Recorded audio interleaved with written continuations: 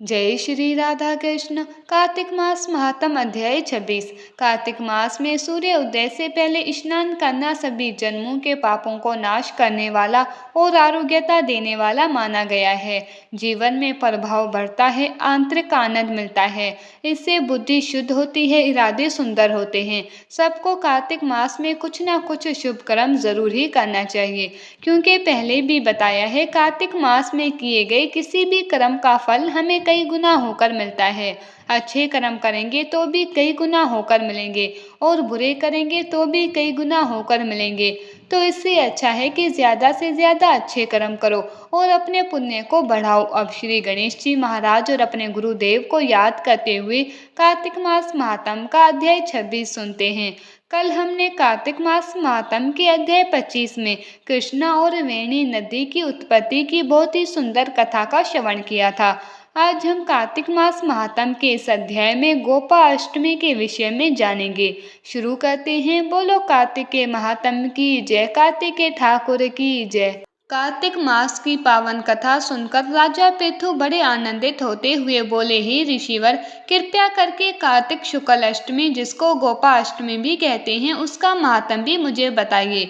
राजा पृथु की बात सुनकर नारद जी बोले, हे राजन, बाल्य अवस्था में भगवान कृष्ण ने कार्तिक शुक्ल अष्टमी से ही गौओं को चराने हेतु जंगल ले जाना प्रारंभ किया था, इसीलिए ये अष्टमी गोपा अष्टमी कहलाती है। इस दिन सभी मनोकामनाओं को पूर्ण करने के लिए गौ का पूजन करना चाहिए।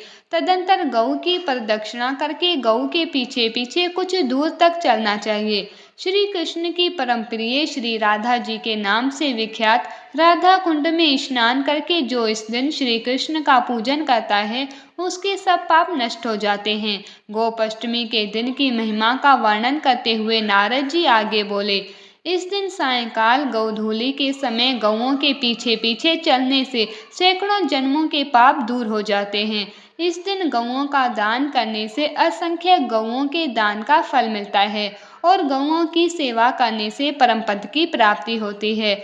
यदि संयोगवश इस दिन सायंकाल के समय श्रावण नक्षत्र हो तो वो जयंती योग होता है। जयंती योग युक्त गोपाष्टमी को स्नान दान आदि करने से मनुष्य निश्चय ही मोक्ष को प्राप्त होता है, इसमें तनिक भी संदेह नहीं है। नारद जी की बात सुनकर राजा पृथु ने कहा, हे मुनि श्रेष्ठ, मैं ऋतु में उत्तम मासोपवास व्रत का वर्णन सुनना चाहता हूँ, साथ ही उसकी विधि और यथोचित फल को भी जानना चाहता हूँ। नारद जी बोले, हे राजन, तुमने जो कुछ पूछा है वो सब मैं तुम्हें बताता हूँ। जैसे देवताओं में भगवान विष्णु, तपाने वालों में सूर्य, पर्वतों में मेरु, पक्षियों में गरुड़, तीर्थों में गंगा श्रेष्ठ है, उसी प्रकार सब व्रतों में मास उपवास व्रत श्रेष्ठ माना गया है। संपूर्ण व्रतों से, समस्त तीर्थों से तथा सब प्रकार के दानों से जो पुण्य प्राप्त होता है वो सब मास उपवास व्रत करने वाले को मिल जाता है। जो मनुष्य भगवान वासुदेव की पूजा करके कार्तिक मास भर उपवास करते हैं वो मोक्ष फल का भागीदार होता है।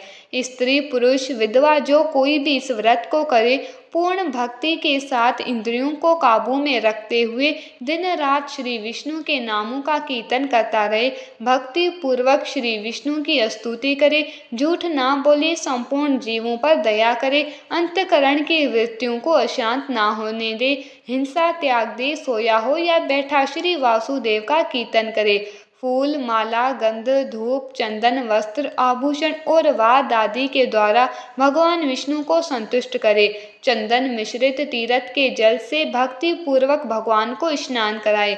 इस प्रकार मास उपवास पूर्वक जनार्दन की पूजा करके ब्राह्मणों को भोजन कराने से मनुष्य विष्णु लोक में प्रतिष्ठित होता है।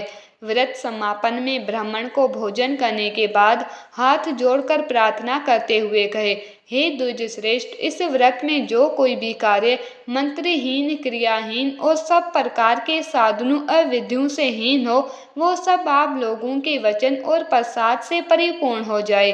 कार्तिक मास महात्म अध्याय 26 का विराम। कल कार्तिक मास महात्म के अगले अध्याय को सुनेंगे। देखो, इस अध्याय में हमें बताया गया है मास उपवास व्रत होता है जो पूरे महीने का व्रत रखा जाता है। कार्तिक का व्रत रखते अधिक मास का, माघ का या वैशाख का जो पूरे महीने का व्रत रखा जाता है वो सबसे ज्यादा पुण्य देने वाला होता है ना। तो जिन्होंने भी व्रत रखा है आप समझ लीजिए आप बहुत महान काम कर रहे हैं। और लास्ट में मैं सबके लिए एक बात कहूंगी, क्षण भंगुर जीवन है पगले, कर ले प्रभु का ध्यान रे, ना जाने कब दहे का पंछी कर जाए प्रस्थान रे। ये याद रखो, मन में बसा लो, जीवन का कोई भरोसा नहीं है, इसीलिए अभी भी समय है, ज्यादा से ज्यादा नाम जाप करके जन्म मृत्यु के चक्कर से मुक्ति पा सकते हैं। और देखो इसके लिए ठाकुर जी ने बड़ा सरल कर रखा है। शास्त्रों में कहा गया है ना, कलयुग केवल नाम आधार है, सिर्फ नाम जाप करके भक्ति शक्ति मुक्ति प्रेम सब पाया जा सकता है।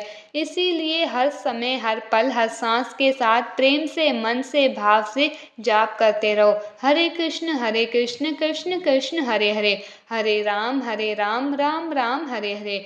लास्ट में एक रिक्वेस्ट, प्लीज़ इन वीडियोस को ज़्यादा से ज़्यादा शेयर करके कार्तिक मास के प्रभाव को सबको बताओ, अपने शास्त्रों का ज़्यादा से ज़्यादा प्रचार करो। ये भी एक सेवा है, please like share and subscribe. धन्यवाद।